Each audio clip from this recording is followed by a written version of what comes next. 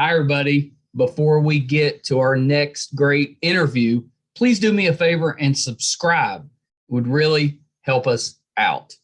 Now let's get to that interview. Hi, everybody. Welcome to another edition of Too Opinionated. Really excited today. I've got one of my favorite actors and now a writer, Jim Piddock, with me. So welcome, Jim. Hello, how are you? I'm doing really well. Yeah, thank you so much for doing the show. I've been a fan of yours for, I want to say a short period of time, but it's been a while now. It's went by so fast. Well, good. I'm delighted. I'm always happy to know that, you know, what one does is actually being seen by people and occasionally enjoyed. Yeah, that's nice. So I guess the big question on everybody's mind is, are you going to bring your Magneto to the Marvel Universe? Well, it's obviously the question on everybody's lips across the world. Am I going to bring it to where? To what? Well, to the Marvel Universe. You know, they're right now, they don't have a Magneto. So well, I think it's the obvious choice, isn't it? Really, it's the obvious thing to do. But I mean, my performance was so spot on that I can't see any competition, really. No, I can't either. I can't, and it's the best Magneto, including the magnet. Oh God. The things I've done in my career. Oh man. Yeah, it's been pretty great. So let's be more serious. Let's start here. Tell me a little bit about how you got into acting. What made you want to be an entertainer? Well, I didn't to begin with. I wanted to be a footballer, a professional soccer player. That's very nice. And I wanted to play for the club I'd supported my whole life, Crystal Palace. But then around the age of 14 or 15, I began to realize not to put it too bluntly, I was rubbish at football. So I couldn't actually make it as a professional. I mean, I was not rubbish. I could captain my school team and I played at a high level at university, but there's a big jump between that and playing professionally. Yeah. And by about the age of 14, 15, I was very aware of that. And I got a bit bored at school, so I auditioned for the school play a year early. And to my surprise, I got cast. And I just remember being waiting to go on for my first entrance, feeling a kind of fear and a terror that I'd never experienced in my life.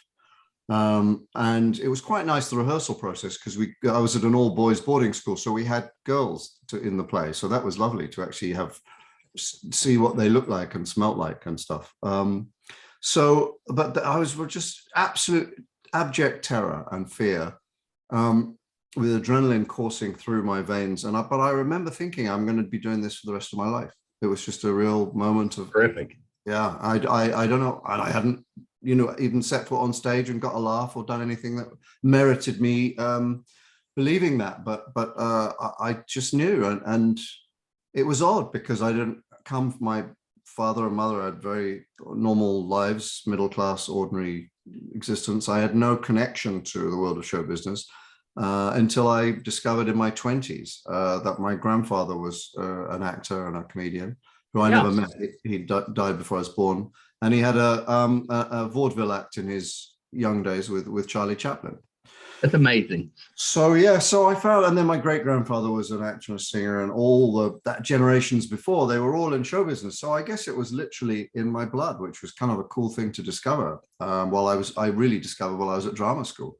So I'd already made a commitment to do that for a living, and then I found out that I was following the family line, but missing a generation above me. That's kind of like the storybook type of thing. You've got the character that's, he's kind of going through life and doesn't know exactly what he wants to do. And then he finds something and he tries it and it's just right. And it's just like it was meant to be. That's kind of like you find out that, it was actually something that has run down through your family. You didn't know. Yeah. I didn't know if I was going to be any good or whether I could, really make a serious career of it. But that was my kind of aim, was I didn't want to do a regular job. I just wanted to have fun. And then I started writing, probably 10 years later. I've been writing and acting ever since, and producing. But yeah, the victory for me is the fact that I'm still doing it and being allowed to do it 44 years later. You know? Yeah, and that's so amazing. Before we talk about your book, and I'm excited to talk about it, my son, he does the podcast with me, but he handles all the hard stuff. You know, he does the editing and all the stuff I have no clue about. Excellent. But he said to make sure that you knew that he knew that you had been both Alfred and Shazam the Wizard, or voiced both at different times. He was It's funny, the voiceover thing. I forget that I've done so many of those over the years, and people sort of contact me or send me pictures to sign of the character, and I don't even know. I look at it and go, I didn't actually ever see it. So I remember doing the voice vaguely, because you go in, you record it, and that's it. So I'm just sometimes intrigued. Someone made a compilation recently on Twitter of about 55 parts I'd played, and over half of them were animation characters. And I was just like, oh, that guy looked like that. I had no idea. It was kind of fun. I mean, it was really fun to see. And some of them I watch, but mostly I even non-animation stuff, I don't always watch what I do, because unless there's some value in it, and I want to get a piece of film for my reel or whatever. But it is weird. Yeah, that's amazing. I'm thrilled. I've never done any of those Comic-Con things. I've never been invited to. You'd be a big hit. You should totally do that. Well, I don't know. I mean, I guess I just never done it. No one's ever asked me. I did this character called Major Zero in Metal Gear Solid 3, which was a huge game. Yeah. And I've obviously done a lot of different voices in different things. Maybe one day I'll do it. I don't know. So you have voiced Bilbo in a game before. Yeah, Bilbo Baggins. And that was another weird one. I hadn't seen those films when I think I auditioned for that. It was something I actually auditioned for. It wasn't just an offer.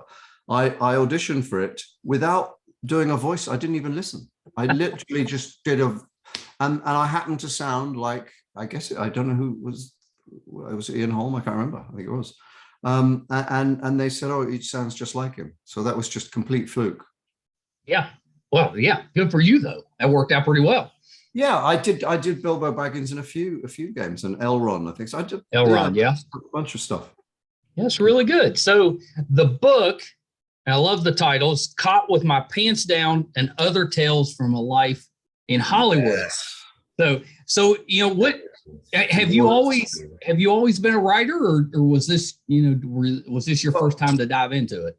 Well, I haven't written a book before. I've written many screenplays and TV shows. So I've made a sort of fairly decent living from doing that for 30 years. So it was the first book I'd ever written, and it was hard work. I'm delighted at how it turned out. I'm really excited, and even more thrilled with how it's been received. That was. It's the little book that could. I mean, it really has been sensational to see. It's number one on Amazon in about 5 categories for the first 3 weeks, including movie industry. But more than that, the most important thing to me is people who are not. I say in the introduction, I wanted to write something that was fun and entertaining for everybody. It's not for showbiz people. It's not for people who are interested in show business. It's a book that just is to entertain and a bit more, and hopefully move people at occasion. And then a weird sort of full of philosophical things came through when I was writing it, just because I'm old and I can philosophize about life now. So things came out of it that I never expected. My search for family comes through, and then my kind of take on what sort of the importance of living life to the full is, and it has no. It doesn't matter what field you're in. It doesn't matter what you do for a living or how you live or who you are. I think people relate to it. I mean, I was asked onto a podcast that was hosted by 2 religious ministers from the Midwest, and another one by a 20-year US veteran from Brooklyn, who had nothing to do with show business at all. And they invited me on to their shows because they read the book and were very moved by it and amused by it. And they actually said they related to it so strongly. So that was really heartening to me. I mean, that was Yeah. that was really exciting. I mean, I said to my Annie, my other half, I said, if I get 1,000 bad reviews now, it doesn't matter. That really was who I wanted to get to, you know, and it's not just older white males too, which is good. But a lot of younger female people have responded very positively. So it seems to be reaching a much wider audience, or not that I hoped for, because I intended for, but I'm really thrilled that it has. Yeah, that's terrific. That's terrific. So was this a pandemic book? Did you start writing, because you had the extra time when we were all isolated? Totally. I'd thought about writing a book because I'd done this evening for the Screen Actors Guild in Beverly Hills. I'd done an evening in a 200-seat theater. They asked me to do this thing called Inside the Industry, Let's Talk About It. And I just sort of told stories. I didn't prepare anything. I was interviewed by a journalist from the Wall Street Journal. And I just literally told stories. It was supposed to be 45 minutes and then a Q&A afterwards. And I just kind of scribbled down half a dozen funny things that I thought had happened, and interesting, funny, weird things. And I told those, and the evening ended up with the Q&A going well over. It was like an hour and a half or something. And I really enjoyed it. I hadn't done any live theater for at least 12 years. And the audience seemed to really like it. So I thought, well, maybe I'll do this as a one-man show. I'll go back to the theater, and if I get any spare time, and just go be fun. I don't have to learn the lines because I know the stories.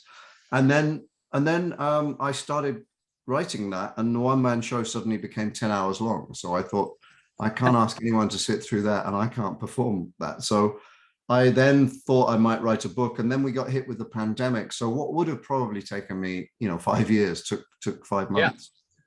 Yeah. That's really good use of the time. I think a lot of people are looking back now and they're like, oh, I should have used that time better.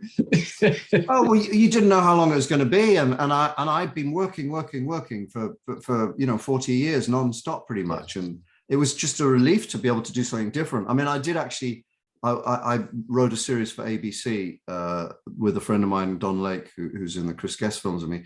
We were, hired to write a series. So we wrote 6 episodes. So that took up some time. And I wrote 2 new screenplays during that period. But I didn't know how long it was going to go on. And I like to have structure in my day. So without going off to do any acting or voiceovers or whatever, and seeing people, I needed to have a structure in my own home. And I kind of would go for 2 walks a day. And I got almost like anal retentive in terms of how I was. I would have this cup of tea at this 8:23. It just got ridiculous. Yeah. But it was very good to have that structure to write, because I did it. I had something to do every day. I wasn't going, oh God, how long is this going to go on? I'm so bored. And I was the opposite, and I missed people, but I would do Zoom calls and things like that. And so yeah, it was, and you just, as I say, we didn't know how long it was going to be. So I just kept writing. I finished that, and then I did the other things, and then I wrote this, and then I wrote a play as well. I literally was so prolific in that period. I was going to say, it sounds like you were really prolific. I had no distractions. There was no sport for me to be, that's my big, guilty pleasure. I watch hours and hours of baseball and soccer. Yeah. I could spend my whole life doing that. Yeah, there was none of that. There was none of that. So you had nothing. And we burned through Netflix, and there's only so much you can do. And also when I'm writing it every day, I don't really want to be watching, in the evening. So, but we watched all the usual stuff that everyone was watching on Netflix. And then you go, okay, well, now what? Another way to live. Yeah. Yeah. Yeah. So some of the stories in the book, let's talk about a few of them. You mentioned your grandfather worked with Charlie Chaplin. And if I remember right, he had a thing where he worked with him in England, but wouldn't work with him in Hollywood. Well, they were quite young. I think it was Charlie, Sid Chaplin, and my grandfather. And Chaplin, after he'd gone to Hollywood and started to have some success, came back and a few times, obviously, to visit. And he had dinner with my grandfather a couple of times. And the first time he asked him, he said, do you want to come and make movies? And my grandfather asked his father, my great-grandfather, who was quite a well-known actor, singer, said, what do you think? And my great-grandfather said to him, no, there's no future in this film business. It's a passing fad. So that would have been probably the 1920s, maybe 1930s, 1920s. So he never went. And then the second time he was asked, I think is true. The second time is an apocryphal story, but I'll tell you anyway. I haven't proved it conclusively. That Chaplin actually wrote a contract for him on the back of a table napkin to come, or a menu, I think it was, and to come. And he was all set, my grandfather, to come. And then someone he knew got an underage girl pregnant, and he had to use his flight money to bail the friend out. I don't know if that story is true, but it shows. Story. It fits in with the roguish. I mean, I talk about the grandfather and the great grandfather and the roguish nature of their behavior in the book. Yeah. And it fits in with all that. So, for me, having never met either of them because they died before I was born, the idea of coming to Hollywood became a romantic notion that I was picking up a hanging thread that had been left a generation removed. Like that. Yeah, and I worked in the studios at one point after I'd been in LA for a while. I worked in the studios that Chaplin built a couple of times. And I remember thinking, God, how bizarre that my grandfather could have been working here 50 years before. That's amazing. Yeah. That's amazing. Do you think if he had come over and done movies back then, would you have known about him sooner? Well, if he'd come over and done movies, I would have been American. Well, that's kind of what I was thinking. Would that have changed? I would have been born probably, although I don't know, because he was having children with all sorts of people. So I don't know. I'd have been a different person, I guess. I have no idea. That's a good question. I mean, sliding doors, you just, things happen.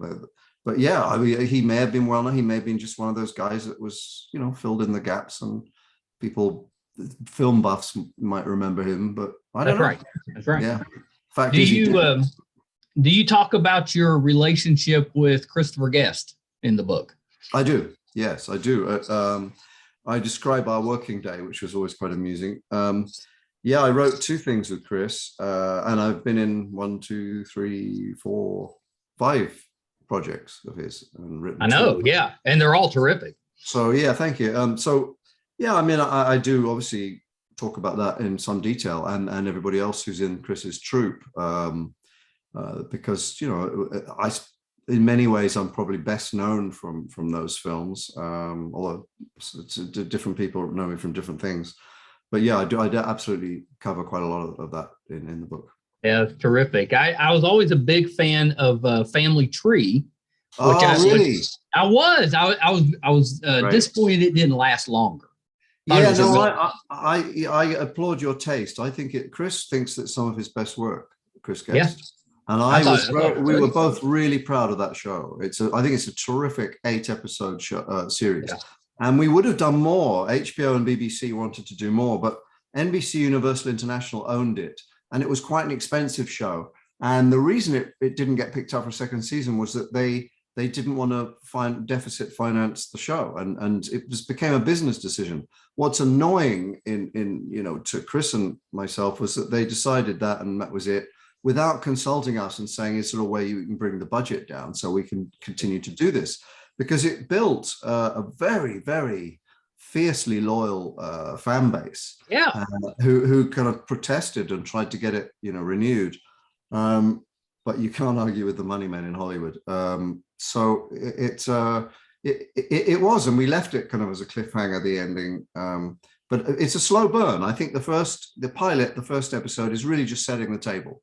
It's not that funny. It's just, it's there. And then it really kicks off. And then I think by the end, by episode 7 and 8, it was flying, absolutely flying. And I could only see that show getting better. Yeah, it could only have got better and better. I know. We were, my wife and I watched that one, and we were kind of shocked that there wasn't a second season. We kind of assumed that there would be. Yeah, I think it was slightly ahead of its time in that at that period, most comedy, especially HBO, was very, very, very hard edged and kind of. I wouldn't say vulgar, that's the wrong word, but it was things like Girls and, what was the one about all the showbiz people that was just, I couldn't watch. Extras, maybe? No, Extras, it was the other one with Jeremy Piven and all those guys. Entourage. Entourage, yeah, there were so many shows that were very, you know, it was a really to be mean and kind of Right. dark and that at that period. And then we had Ted Lasso during the pandemic. Everybody kind of went, we've had enough of that. We want something uplifting. What's something happy? Yeah, exactly. And I think it was post Ted Lasso, I think Family Tree gets a long run. Yeah, I kind of agree with that. And I think even though it wasn't that long ago that it was on, that kind of slow burn type of style, that a lot more shows do that now than what was happening back then. So I don't know if that may have affected it too, but if you did it now, and upbeat, that's not really a problem. Yeah, no, upbeat, positive shows that kind of are heartwarming, and not being sappy like most of the network shows. I mean, it was 2012 we made it, so it was on in 2013. That was a good, 7 years before, 7 or 8 years for Ted Lasso, which really I think changed the landscape because people went, oh yeah, that's a smart comedy that's funny and it's really nice. It's people aren't all behaving terribly. It's horrible. These are good people struggling to behave the right way. Even the bad characters, you go, they had redeemable qualities. It wasn't just people sniping at each other, which I find that really hard to watch. Yeah, I agree. I've said that for like when I was growing up, I was always like, I sometimes maybe it'd be okay if things didn't work out very well. Or, it doesn't always have to have a happy ending. But then as I've gotten older and more shows are ending with that kind of, it just kind of leaves it ending. It doesn't actually have a good ending. Now all I want is the happy ending. Yeah. Or just something that comes away with a positive message. Yeah. Or something kind of heartwarming or emotionally engaging. That's the thing. Yeah. There's too many of those shows. I mean, I don't like knocking other shows, and I can't even remember the name of it, but there was a show on FX that Danny DeVito was involved in. And I watched it a few times and just went, this is just people being horrible to each other. And I don't get that. I mean, listen, it's great to have kind of edgy jokes and people don't have to be sweet and kind and nice all the time, but Christ almighty, we're all trying to do our best. That's right. That's exactly right. So you mentioned you were a soccer fan, and I know that you had an instinct to kind of help a soccer team. Mm-hmm. Was that your team? Was that the one? Crystal Palace. Yeah. I've been supporting them my whole life, and then they almost went into bankruptcy in 1999. And I happened to be over there in the BBC doing a show, and I, with a couple of other guys, a lawyer and a journalist, we started the Supporters Trust, which helped save the club. Yeah, we raised a lot of money and profiled the club's kind of demise and how we needed help, and we did help find a new owner. That's awesome. Yeah. I mean, that's a big deal. Are they still, are they still thriving and doing well? Oh, beyond so. The guy who actually took over then ran them into the ground again, and 10 years later, four people I know, two of whom are very close friends now, bought the club, and it's now they bought it for 12 million in 2010. Between them, they bought the club and the stadium for 12 million pounds. It's now worth about 240. Oh yeah, that's amazing. They're having their greatest success ever. Their 9th season in the Premier League. It's never seen that kind of success. So yeah, I think we helped. We were a stepping stone on the way. Did you receive like lifetime box seats? Interesting question. I am persona very grata there. I'm delighted to say that I'm invited to lunch or dinner in the boardroom pretty much every game before a game, and seats in the director's box. So I'm very much kind of a guest of honor, which is lovely, and they're so kind of them. And our Supporters Trust kind of model became the model for Supporters Trusts across Europe as well as the United Kingdom. And I'm actually, my brochure that we wrote for the trust is in the Soccer Hall of Fame or Football Hall of Fame in England. So yeah, it makes up. I don't have a star on the Hollywood Walk of Fame, but I'm in the ironically, the job I didn't do, I'm in the Hall of Fame for that. So I got a couple more, and I know we're going to wrap up. You wrote Tooth Fairy with your daughter, is that right? I didn't write it with my daughter. I came up with the idea with my daughter over Okay. dinner. She was 9 years old, and I wanted to write a movie about Christmas, Santa Claus, and we talked a bit, and I realized that they'd all been done. I couldn't think of anything original. So I thought, well, what else is there? And I said, what about the Tooth Fairy? And she loved that idea. And we just talked a bit. And then the next day I wrote down some notes, scribbled them down. And I had a meeting, a general meeting with a producer called Jason Blum, who now runs Blumhouse. And they're the biggest producers of horror movies in the world. And Jason loved the idea. So he said, go away and write this as a big full treatment as a movie. So I did that. And in the process of doing that, I realized I actually didn't want to write the screenplay itself because I'd done those types of movies. I was gearing up to write something else that was in a different genre. And I thought that's a mainstream studio movie. I think there are people that could do this better than me. And it's always good to know your limitations. And so we ended up hiring Gans and Mandel, Lal Gans and Babalu Mandel, who've written some of the biggest Hollywood comedies, in history, Parenthood, League of Their Own, got their multiple, endless, City Slickers. And they were great. And then it went through the whole studio thing of rotating writers. But I ended up with the story credit and a producing credit. So yes, it was my baby. And I ended up with the writing the story credit. And it ended up being a very sweet and very lovely kind of family movie. Yeah, and I love the fact that I've got 4 young grandkids, and it gives us an alternative to Christmas and Easter movies. So which I thought was terrific. Yeah, it's very exciting to think that this little idea that I had over dinner, just spitballing with my daughter when she was 9, has turned into a film that's made. Just at the box office, I think it made like 130, 140 million. That's amazing. God knows what it's made, in terms of, other ancillary things. And just in case anyone's thinking, no, writers don't see any of the gross profits, the net profits, you don't see any of that. You just get residuals. But that was lovely, and then I had a moment. I went up to the set for a shot in Vancouver, and I was doing something else by then. But I went up to the set to visit, and when I arrived, I'd never met Dwayne Johnson. Yeah. And I was introduced to him, and he stopped the shooting and called the whole cast and crew together and said, I'd like you all to meet the person who is responsible for you being here today. And they're not their lives, but that particular job. I didn't give birth to them. But that was an amazing thing to do. I mean, it was so far and above the call of duty. It was a real class act, but it sort of, then it started to come home to me how much this meant. And, again, it's like you look back and you go, wow, I just had this silly little idea at dinner. And then there's 200-300 people employed, and it's made the studio hundreds of millions of dollars. And that's probably my most commercial, as a writer, commercial success.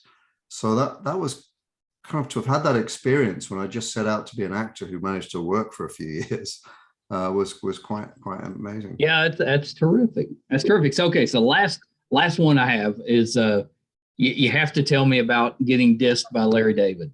Big Larry David fan. So I don't eviscerate too many people in this book. It's not a negative. It is a tell-all, and I name names. Trust me, I don't shy away. Which again is why people are liking the book, because most memoirs dodge. Yeah. They tell the story and not say who it is. That's right. I don't, and I eviscerate 2 very well-known people. One of whom is Larry David, and the other one isn't. And there's another third person, but they're dead, so they can't sue me. But I didn't even work with him. I had an audition experience when I first got to LA, and without giving too many spoiler alerts, but it's worth reading that chapter to understand how appalling things can happen in show business. He behaved so badly and was so insensitive, and it left me wondering whether he was some sort of a sociopath. And he did it to the actor that followed me, who was much older than me. An actor in his 60s or late 50s. And I was at that time about 30. And this other actor was almost in tears afterwards because of the way he was treated. And I write about that and explain what happened. And it's it's astonishing. I mean, in one of the many, many coincidences, and the book is full of bizarre coincidences that have happened in my life, just really extraordinary things that make you think someone's up there pulling the strings and having a laugh at us all. I met Larry. I went to a wedding that weekend, and I didn't know that many people in Hollywood at all. It wasn't even, I don't think, a particularly Hollywoody wedding. And Larry David came in and sat down beside me in the same row before the wedding began. And it took every ounce of my fiber and my being not to smash him in the face for what he'd done. That would have made it even a better story, though. Well, it would have, but it would have made it a very poor wedding. I think that's not great wedding etiquette, not hitting fellow guests when you're starting out a career in Hollywood. And then I literally our paths never crossed again until about 3 years ago, somebody's 70th birthday. He walked in and I just saw him across the room and quickly left. I went outside to recover. But yeah, no, it's one of those things, and I hope he hears about it. I mean, it's not, he has a reputation of being, that curmudgeonly, but it's worse than that. Anyway, so read the book. I'll say this, amazingly, you're the second guest I've had on the podcast that has like a negative Larry David story. Really? Well, yes, yes. I'm glad that I'm not alone. You're not alone. So that's yeah, I was like, okay. Well, good on camera, maybe not the best off camera. He's an extraordinary talent. I mean, I can't deny that he's a terrific writer, a fantastic talent. I couldn't begin to question that. That's not in doubt. But try and be a human being as well. That's right. That's exactly right. So Jim, thank you so much for giving us a little bit of time today. I did want to mention real quick, you played Beef on the Mollets with Lonnie Anderson, who was on the show. It's been a year or two ago, and she just happened to mention that she thought that character was absolutely just hilarious. So I wanted to throw that out there. You're kidding. I just did that. I did one episode. I don't know. Yeah, just the one episode, but I was asking her, I was like, amazing. This show. And she said, this character, Beef, she said, I thought he was just the funniest thing. So that's fantastic. I did that one episode. I don't even know if I had stuff with her. I must have. And I played it. It was basically a bad imitation of Keith Richards. Yeah. It was just my Keith Richards. I mean, the whole show was kind of ridiculous, but it was mental. Yeah. But she really loved it. So nice. God, that's so sweet. How lovely. Wow. A couple things, Jim, before we wrap up is you're working on a lot of stuff. Anything that we can kind of keep an eye out for? I've got a film called The Queen Mary that's coming out. I play the captain of the Queen Mary. That's coming out later this year or early next year. That is a sort of supernatural thriller. I've got just did an episode of The Blacklist with James Spader. And then I think I'm going to be shooting this summer a film that I wrote as well called Frankel in the UK, which is kind of an English sea biscuit. It's a story about a racehorse. Oh, very nice. Yeah, I might like that. I like the racehorse stuff. Yeah, it's a great world with Jeremy Irons and Minnie Driver. So we'll see. That's supposed to happen this summer. So that's what's upcoming. And then we'll see. Hopefully there'll be some more sort of fun stuff. Yeah, I do just want to say one thing before I leave, is that please, if you do buy the book, rate and review it on Amazon, because it helps the kind of their algorithms, and they'll start promoting the book and recommending it to people. I think you will enjoy it. I don't often blow my own trumpet, and there's not many things I've been in or written that I would say, go do this, watch it. This is one thing I think I'm very proud of. And also, more importantly, all the money is going to 3 charities that I make off the book. 2 of them are for disadvantaged children, one in the UK and one in the US, to kind of get them straight in life. And the other is for Ukrainian refugees. So please, bear that in mind. It's a book written with love and to be sent out and read with love. And if you hate it, just give it a 3-star review. So we'll know. We'll know if it's a 3-star. We know. Exactly. just give it a 3-star review. But thank you for having me on, and I hope your listeners or watchers or whatever enjoy the book as much as I enjoyed writing. Oh, I'm sure they will. So the book, Caught with My Pants Down and Other Tales from a Life in Hollywood. You can find it on Amazon. There it is. Yeah, love and the cover. There we go. Look at that art. Yeah. This should be on a shelf next to Tolstoy. Or absolutely. Jim, where can we find you on social media? I am on Twitter at Real Jim Piddock. Don't go to the fake one. At Real Jim Piddock. At Jim Piddock on Instagram, just at Jim Piddock. Yep. And I'm on Facebook. We can find me. I've got a professional page, which is less interesting. My other one's better. And if you're not a sociopath or look like a sociopath, I'll probably admit you as a Facebook friend. Now, sooner or later, whatever. That's right. All right. Hold on one second. Oh my gosh, just the best. Jim Piddock. I'm such a fan of his. I was containing it pretty well. Off camera, we were talking about podcasts that can go too long, hour and a half or 2 hours long sometimes. I may have been guilty of that a few times myself. There's so much I wanted to ask him about, but I was trying to hold it back. His scene in Best in Show with Fred Willard, where they're the announcers. I mean, just it's so funny. It is so good. And I wanted to run through a few because I didn't bring them up with him. Lethal Weapon. He has the scene with it's Lethal Weapon 2, but he has the scene with Danny Glover talking about South Africa. I thought that was just amazing. He did a voice in an episode of Star Trek Lower Decks that I really enjoyed. He's been on Modern Family. He was on Blunt Talk with Patrick Stewart. He's on a show with Rob Lowe called The Grinder. I thought he was really good in.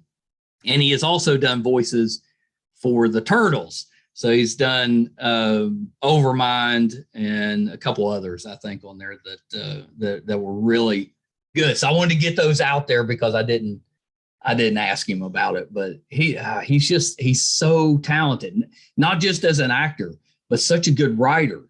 I love his writing. So definitely check out his book. I keep looking down because it's a long name and I'm old and it's hard to remember all of it, but I love it.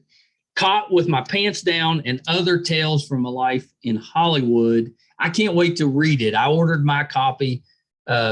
Make sure you get yours. I want to find out all the dirt.